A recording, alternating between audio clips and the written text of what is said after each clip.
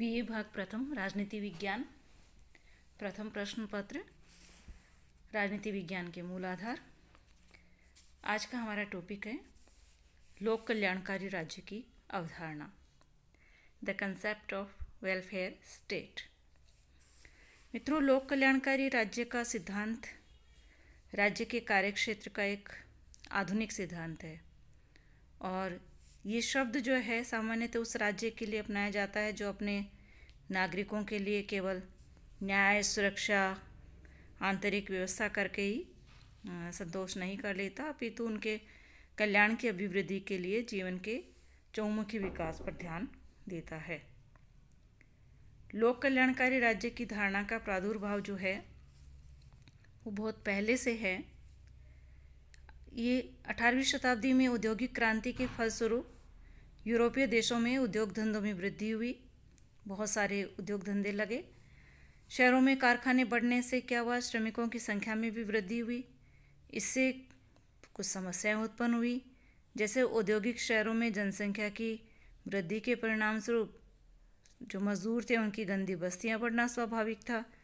अब गंदी बस्तियों के परिणाम स्वरूप बीमारी बढ़ी, बेरोजगारी में वृद्धि हुई और सामाजिक कुरीतियाँ भी बढ़ी।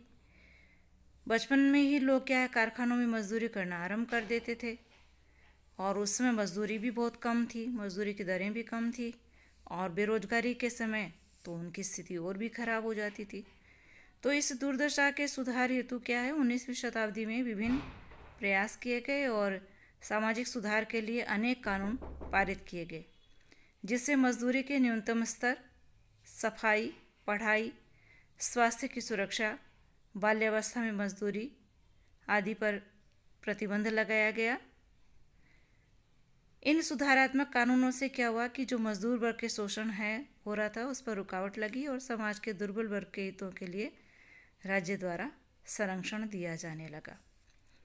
ये इस प्रकार के सामाजिक न्याय से संबंधित कानूनों के निर्माण की जो प्रवृत्ति थी उसके द्वारा ही आधुनिक लोक कल्याणकारी राज्य की धारणा का विकास हुआ है।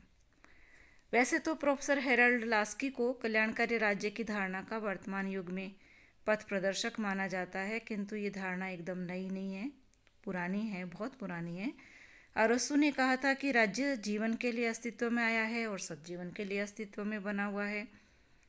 इसी प्रकार हमारे प्राचीन ग्रंथ महाभारत में भी बहुत अच्छे प्रकार से लिखा हुआ है कि जो राजा अपनी प्रजा को पुत्र के समान समझकर उसकी चतुर्मुखी उन्नति का प्रयत्न नहीं करता वह नरक का भागी होता है। तो राजा को अपनी प्रजा को पुत्र के समान समझ करके उसकी उन्नति का प्रयास करना चाहिए, ऐसे हमारे प्राचीन ग्रंथ महाभारत में भी लिखा गया है। मित्रों, ये जो लोक कल्याणकारी राज्य की धारणा का विकास है इसमें इंग्लैंड का बहुत बड़ा योगदान रहा है, इंग्लैंड के विचारकों का, वहाँ की संसद का। ये जो लोक कल्याणकारी राज्य की धारणा है ये व्यक्तिवाद और समाजवाद का मिश्रण है, मिला जुला रूप है। व्यक्तिवाद की भांति व्यक्ति की स्वतंत्रता का अपहरण नहीं करता, यानी व्यक्ति की स्वतंत्रता भी बनी रहती है, और समाजवाद की भांति अधिक से अधिक कार्यों का संपादन करता है। तो इस तरह से कल्याणकारी राज्य की धारणा के पीछे यही उद्देश्य है कि व्यक्ति को सुखी एवं समृद्ध बनाया जाए और इस हेतु राज्य द्वारा आवश्यक सेवा कार्यों का संपादन किया जाए। अब हम बात करते हैं हमारे लोक कल्याणकारी राज्य का अर्थ क्या है और उसकी परिभाषाएं क्या है। कल्याणकारी राज्य की धारणा अत्यंत विस्तृत है और कोई सर्वमान्य परिभाषा तो दी नहीं गई है, बहुत कठिन है करना भी, जिसको सभी मानते हो। तो सामान्यतः हम उस राज्य को कल्याणकारी राज्य कह सकते हैं जिसमें राज्य द्वारा उन आपत्तियों एवं कठिनाइयों से मुकाबला करने के उपायों का सेवाओं द्वारा प्रबंध किया जाता हो। जो समस्याएं और कठिनाइयां प्रत्येक नागरिक के जीवन में उपस्थित हो सकती हैं, तो उन समस्याओं का जो समाधान करे, जो उनके लिए कुछ उपाय करे, उनके कल्याण के कार्य करे, वही कल्याणकारी राज्य है। तो कल्याणकारी राज्य की धारणा एक ऐसे राज्य की ओर संकेत करती है जो जनता की भलाई के लिए कार्य करता है। अब इसकी भलाई जो है वो आर्थिक और सामाजिक हितों की वृद्धि दोनों प्रकार की होनी चाहिए। भलाई जो है तो कल्याणकारी राज्य व्यक्तिगत स्वतंत्रता में विश्वास करता है और कल्याणकारी राज्य के इस अर्थ को स्पष्ट करने वाली कुछ परिभाषाएं इस प्रकार है, जैसे कैंट के अनुसार हम कह सकते हैं कि लोक कल्याणकारी राज्य वह है जो अपने नागरिकों के लिए व्यापक समाज सेवाओं की व्यवस्था करता है। बहुत सारी सेवाओं की व्यवस्था करना, जिसमें शिक्षा है, चिकित्सा है, रक्षा है और भी समाज सेवाओं की व्यवस्था जो है की जाती है। पंडित नेहरू ने जो कहा है कि सबके लिए समान अवसर प्रदान करना, सबके लिए, चाहे अमीर हो चाहे गरीब हो, सबके लिए, अमीरों और गरीबों के बीच अंतर मिटाना, यानी गरीब ज़्यादा गरीब नहीं रहे, अमीरों को कुछ थोड़ा सा कम किया जाए, और जीवन स्तर को ऊपर उठाना, सबके जीवन स्तर को ऊपर उठाना लोक कल्याणकारी राज्य के बुनियादी तत्व हैं। प्रोफेसर GDH कोल के शब्दों में, लोक हितकारी राज्य एक ऐसा समाज है जिसमें जीवन का न्यूनतम स्तर प्राप्त करने का विश्वास तथा अवसर प्रत्येक नागरिक के अधिकार में होते हैं। तो इस तरह से जीवन का न्यूनतम स्तर तो प्रत्येक को, यानी रोटी, कपड़ा, मकान, शिक्षा और स्वास्थ्य, ये सभी को मिले और सभी को अवसर मिले, अपने व्यक्तित्व के विकास का अवसर सभी को मिले, प्रत्येक नागरिक को मिले, ये उसका अधिकार हो, तो वो राज्य लोक कल्याणकारी राज्य कहलाता है। संक्षेप में हम कह सकते हैं कि एक राज्य तभी कल्याणकारी होता है जब वह लोक कल्याण के विस्तृत कार्यक्रम को कार्यान्वित करता है। कल्याणकारी राज्य वह राज्य है जो राज्य द्वारा किए जाने वाले साधारण कार्यों के अतिरिक्त लोक कल्याण के कार्य करे। साधारण कार्य जैसे सुरक्षा करना है, शांति व्यवस्था बनाए रखना है, तो उसके अलावा कुछ अतिरिक्त लोक कल्याण के कार्य करे, जैसे बेकारी दूर करना यानी बेरोजगारी दूर करना, बीमा योजनाएं चलाना, बुढ़ापे की पेंशन, विधवा पेंशन या इसी प्रकार की अन्य सुरक्षा प्रदान करना, जो इत्यादि कार्य करता है वो लोक कल्याणकारी राज्य कहला सकता है। हम किस राज्य को, किस देश को लोक कल्याणकारी राज्य कहेंगे, तो इसके कुछ लक्षण हैं। पहला लक्षण है वहाँ लोकतंत्रीय शासन हो। लोकतंत्रीय शासन हो, लोकतंत्रीय शासन यदि होगा तो इस तरह से क्या होगा, कल्याणकारी कार्य अधिक होंगे, वहाँ कोई रोक टोक नहीं होगी, क्योंकि ये लोकतंत्रीय व्यवस्था ही है जहाँ लोकतंत्र में ही लोक कल्याण पुष्पित और पल्लवित होता है। सामाजिक न्याय की भावना होनी चाहिए। लोक कल्याणकारी राज्य का दूसरा लक्षण है सामाजिक न्याय की भावना होती है उस राज्य में। अमीरों पर उनके आय के अनुपात में इस प्रकार टैक्स लगाए जाते हैं कि व्यक्तियों की आय का अंतर कम हो जाए। अमीरों पर टैक्स लगाया जाता है, गरीबों को छूट दी जाती है, तो इस तरह सामाजिक न्याय कायम किया जाता है। इसी तरह सामाजिक सुरक्षा की व्यवस्था की जाती है। कल्याणकारी राज्य नागरिकों को अधिक से अधिक सुरक्षा प्रदान करता है। बेरोजगारों को काम पर लगाया जाता है, सबको काम का अवसर प्रदान किया जाता है, निर्बल जो कमज़ोर हैं उनकी सहायता की जाती है, बीमारियों बुढ़ापे में सुरक्षा प्रदान की जाती है। चौथा इसका लक्षण आता है न्यूनतम जीवन स्तर की गारंटी। कल्याणकारी राज्य नागरिकों को सामान्य जीवन के स्तर को बनाने का प्रयास करता है, यानी प्रत्येक व्यक्ति को रोटी, कपड़ा, मकान, शिक्षा और स्वास्थ्य मिले। इसके साथ साथ अन्य उसकी आवश्यकताएं भी पूरी हो, तो न्यूनतम जीवन स्तर की गारंटी राज्य देता है। ऐसा राज्य समाज सेवी राज्य होता है, ये इसका पांचवा लक्षण है। समाज सेवी राज्य क्या करता है, निरक्षरता को दूर करना चाहता है, निर्धनता को दूर करने के प्रयास करता है। इसके लिए वो विभिन्न प्रकार के कानून बनाता है। इसके अलावा लोगों के मनोरंजन के प्रयास किए जाते हैं। वाचनालय, पार्क, सड़क, आवास, प्रसूति गृह आदि सबकी व्यवस्था इस तरह का राज्य करता है। छठा इसका लक्षण है आर्थिक नियंत्रण की व्यवस्था। ऐसा राज्य उत्पादन और वितरण की व्यवस्थाओं पर नियंत्रण स्थापित करता है, ताकि कहीं भी ऐसा नहीं हो कि अमीर और अधिक अमीर हो जाए, गरीब अधिक गरीब होते जाएं, ऐसा नहीं हो। आर्थिक नियंत्रण की व्यवस्था राज्य करता है। ऐसा राज्य जो है अंतर्राष्ट्रीय सहयोग की भावना भी रखता है और वो दरिद्रता दूर करना चाहता है, सभी की समृद्धि के लिए काम करना चाहता है। तो वो पूरे विश्व को वसुधैव कुटुंबकम समझता है कि सभी उन्नति करे, सभी प्रगति करे और हमेशा जो है हित साधन अपने नागरिकों का करने के साथ साथ पूरी दुनिया का करना चाहता है।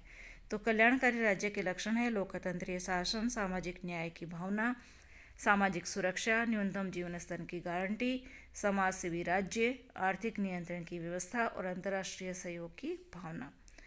अब हम बात करते हैं कि लोक कल्याणकारी राज्य कौन कौन से कार्य करता है लोक कल्याण के। तो सामान्यतः इसके कार्यों को दो भागों में बांटा जाता है। कुछ ऐच्छिक कार्य हैं, कुछ अनिवार्य कार्य हैं। अनिवार्य और ऐच्छिक। अनिवार्य कार्य वे होते हैं जो करने होते हैं, जैसे कि राज्य की सुरक्षा, आंतरिक शांति और व्यवस्था बनाए रखना, न्याय की व्यवस्था करना, ये सब उसके अनिवार्य कार्य है जो प्रत्येक राज्य को करने होते हैं। ऐच्छिक कार्य वो होते हैं जिन्हें राज्य नागरिकों की भलाई के लिए यदि करना चाहे तो करे और नहीं करना चाहे तो नहीं करें। तो कल्याणकारी राज्य इन ऐच्छिक कार्यों को भी संपादित करता है। तो राज्य के कार्यों को, कल्याणकारी राज्य के कार्यों को यदि हम बिंदुवार देखना चाहें तो पहला कार्य को करता है समाज सुधार का कार्य। कल्याणकारी राज्य क्या करता है? शराब निषेध करता है, बाल विवाहों की रोकथाम के लिए कानून बनाता है, छुआछूत पर रोक लगाता है, जाति प्रथा को सरल बनाता है, सामाजिक कुरीतियों के उन्मूलन की कोशिश करता है। तो इस तरह समाज सुधार का प्रयास करता है। श्रम का नियमन इसका दूसरा कार्य है। तो कल्याणकारी राज्य मजदूरों की दशा सुधारने के लिए प्रयत्नशील रहता है। उनके लिए उचित पारिश्रमिक की व्यवस्था करना, पेंशन है, स्वास्थ्य बीमा है, शिक्षा है, असहाय अवस्था में मजदूरों की सहायता का प्रबंध है। तो इस तरह से वो श्रम का नियमन करता है। तीसरा कार्य है कृषि, उद्योग तथा व्यापार का नियमन। राज्य कृषि, उद्योग और व्यापार का इस प्रकार से नियमन करता है कि किसी का शोषण न हो। तो इसके लिए वो भारी उद्योगों पर राज्य की तरफ से नियंत्रण रखता है और कृषि के विकास के लिए अच्छे बीज, सिंचाई आदि की सुविधा राज्य प्रदान करता है। चौथा कार्य है असहाय स्थितियों में सहायता। कल्याणकारी राज्य असहाय एवं पीड़ित व्यक्तियों की सहायता करता है। उनके लिए आवास बनाना, उनके लिए रैन बसेरों की व्यवस्था करना या अन्य कोई भी किसी भी प्रकार की असहायता है तो फिर उसकी सहायता कैसे की जाए उस असहायता में, तो वो राज्य करता है। शिक्षा की व्यवस्था करना लोकहितकारी राज्य का दायित्व होता है कि नागरिक भली प्रकार से शिक्षित हो जाए। इसके लिए वो प्रारंभिक शिक्षा से लेकर उच्च शिक्षा, तकनीकी शिक्षा, जिस प्रकार की शिक्षा व्यक्ति प्राप्त करना चाहता है और उनकी व्यवस्था करता है। वाचनालय और पुस्तकालयों की व्यवस्था भी करता है। छठा कार्य है वो नैतिक उन्नति के साधनों का विकास। लोक कल्याणकारी राज्य वो होता है जो अपने नागरिकों की नैतिक उन्नति के साधनों का विकास भी करे। तो नैतिक उन्नति भौतिक उन्नति के साथ साथ बहुत ज़रूरी होती है। तो इसके लिए व्याख्यान मालाओं का आयोजन करना है, रेडियो एवं दूरदर्शन आदि का सहारा लिया जाता है ताकि नैतिक नियमों का महत्व बताया जा सके, नैतिक नियमों का पालन करवाया जा सके, आमजन को इसके लिए प्रोत्साहित किया जा सके। सातवां कार्य है स्वास्थ्य रक्षा। स्वच्छता एवं रोगों की रोकथाम के लिए राज्य पूर्ण प्रयत्न करता है। जन स्वास्थ्य के लिए हॉस्पिटल्स की व्यवस्था की जाती है, अनुसंधान केंद्र भी खोले जाते हैं और इसके साथ साथ जो भी मजदूर हैं, स्त्रियां हैं, बच्चे हैं, बुजुर्ग हैं, जो भी हैं उनके टाइम टू टाइम डॉक्टरी जांच भी होती रहे। अभी हम देख रहे हैं महामारी फैली हुई है, तो महामारी के उसमें भी स्वास्थ्य रक्षा के लिए राज्य बहुत सारे कार्य कर रहा है। इस तरह से हम देख सकते हैं कि एक लोक कल्याणकारी राज्य किस तरह से स्वास्थ्य रक्षा करता है। आठवां कार्य है आर्थिक सुरक्षा। राज्य को आर्थिक व्यवस्था में ऐसा सुधार करना होता है जिससे कि यह संपत्ति का वितरण न्याय संगत ढंग से हो जाए और लोगों को जीवन निर्वाह के लिए पर्याप्त साधन उपलब्ध हो सके। और ऐसा नहीं हो कि उत्पादन के साधनों पर पूंजीपतियों का ही अधिकार हो जाए या कुछ व्यक्तियों का ही अधिकार हो जाए।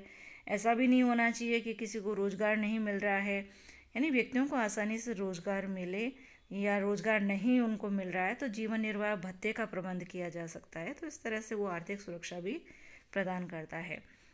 फिर लोक कल्याणकारी राज्य परिवार नियोजन संबंधी कार्य भी करता है। तो जनसंख्या को सीमित रखने के लिए परिवार नियोजन की आवश्यकता होती है ताकि क्या है जनसंख्या को नियंत्रित भी किया जाए और जीवन स्तर को उन्नत भी बनाया जाए। तो इस तरह के परिवार नियोजन संबंधी कार्य भी वो कल्याणकारी राज्य करता है।